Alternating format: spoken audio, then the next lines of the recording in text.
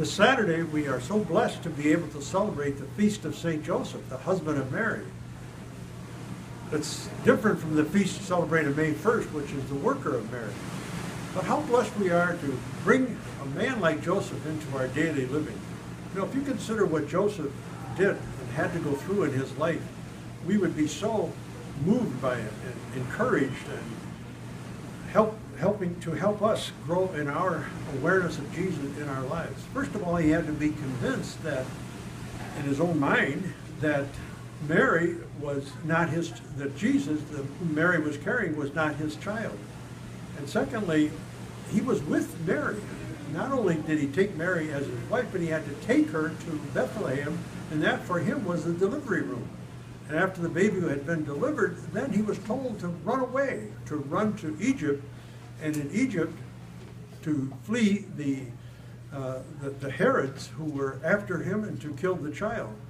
We don't really know how long he was in Egypt, but after he was in Egypt, then he had to return home and put a sign in his shop, I think, in Nazareth, reopen for business, because he had to close that when he left Nazareth to go to Bethlehem for Mary to give birth to the child Jesus. So we look at these difficulties and disappointments and unusual circumstances in the life of Joseph. We look at our own lives, and he becomes a great model for us, someone that we can look up to help us through times of difficulty, times of tragedies, times of disappointments, as well as joy. He must have been joyful when he saw the Son of God there in the manger with Mary after Mary had given birth. In this way, I think Joseph is a great model, a model for us in our workaday world, in our world where we are torn in many directions